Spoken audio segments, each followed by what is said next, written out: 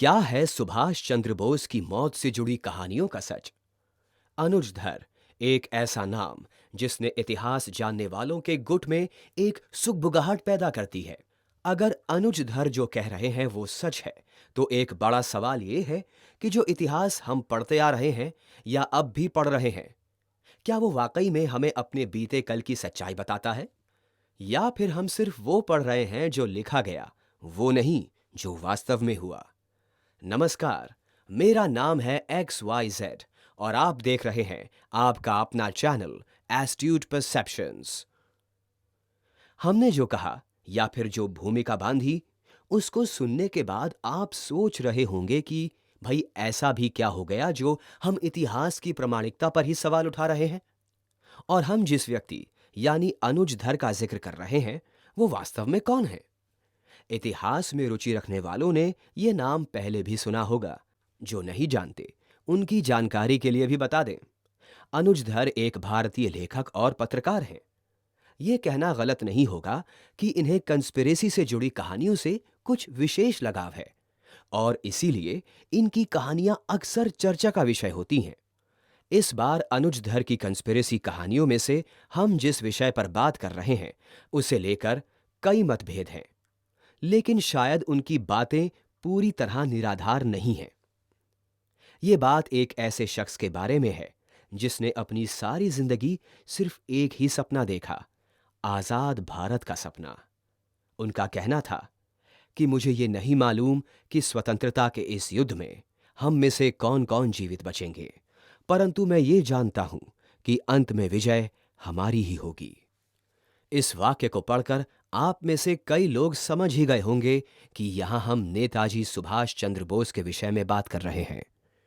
इतिहास में जब भी नेताजी का नाम लिया जाता है, तो कई बातों का जिक्र आता है, जैसे आजाद हिंद फौज, नेताजी और जवाहरलाल नेहरू की दोस्ती के किस्से, गांधी और उनके बीच में मतभेद, और स्वतंत्रता में उनका योगदान, और उनसे जुड़ी और भी दिलचस्प बातें।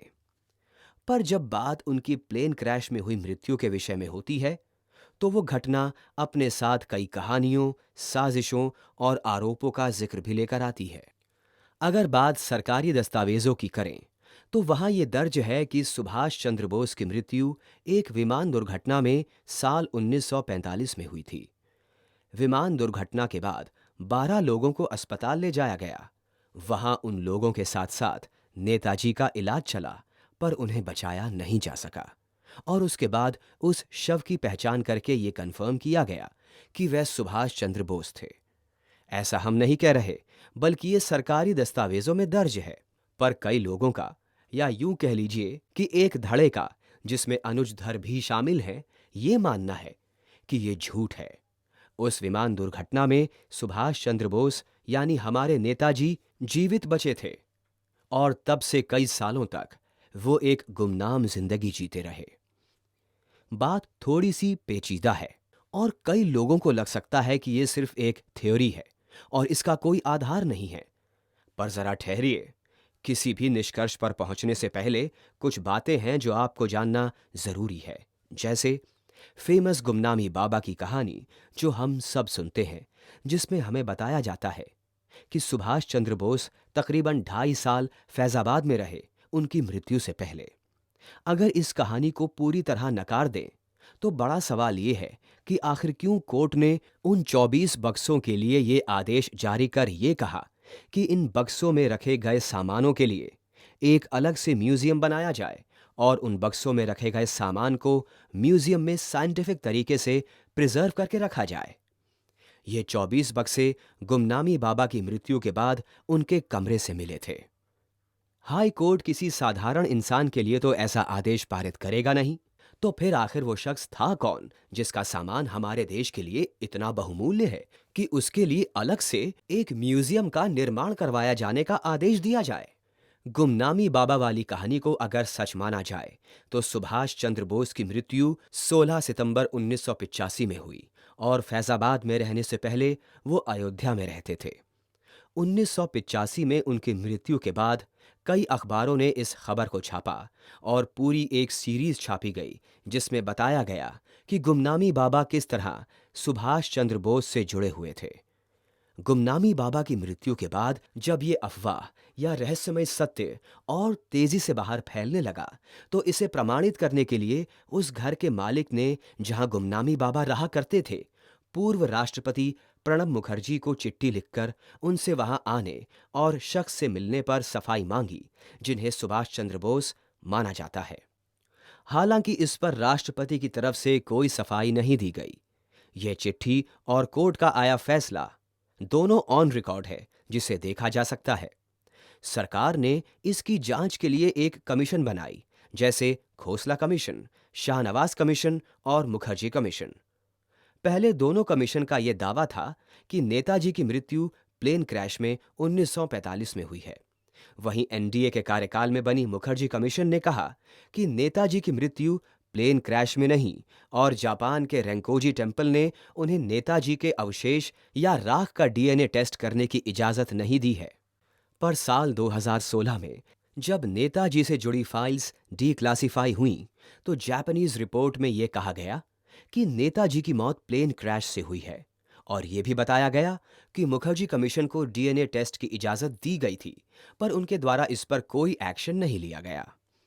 बस फिर क्या था, इस मामले ने और तूल पकड़ लिया और कॉन्स्पिरेसी थ्योरीज को और बल मिल गया। गुमनामी बाबा से जुड़ी कई बातें नेताजी की तरफ इशारा करती हैं, लेकिन वहीं कुछ विशेष अखबारों का और पत्रकारों का मानना यह भी है कि गुमनामी बाबा नेताजी नहीं, बल्कि कोई किलर था जिसका नाम केडी उपाध्याय था, और जो पंडित ब्रह्मदेव का खून करने के बाद फरार हो गया था। केडी उपाध्याय को कप्तान बाबा के नाम से भी जाना जाता था, और वो कुछ वक्त तक अयोध्या में छुपा रहा। उसके बाद उसने अपना सामान सरयू नदी के किनारे छोड़ दिया, ताकि सबको ऐसा लगे कि उसने आत्महत्या कर ली है। ये केडी उपाध्याय या कप्तान बाबा की कहानी को पहली बार जन मोर्चा अखबार ने, जो कि फैजाबाद का एक लोकल अखबार है, उसने पहली बार 2 नवंबर 1985 को छापा, जिसके बाद से गुमनामी बाबा के साथ ये कहानी भी जोड़ी जाने लगी। नेताजी की मृत्यु से जुड़ी कुछ कहानियां और भी हैं। ऐसा माना जाता है कि प्लेन क्रैश की खबर के बाद नेताजी ने रशिया में शरण ली, और फिर जवाहरलाल नेहरू के कहने पर जोसेफ स्टालिन ने उनकी हत्या की। हालांकि इतिहास के जानकारों को इसकी संभावना कुछ कम प्रतीत होती है, और इसके कई कारण हैं। नंबर एक वक्त पर नेताजी और सुभाष चंद्र बोस अच्छे दोस्त माने जाते थे।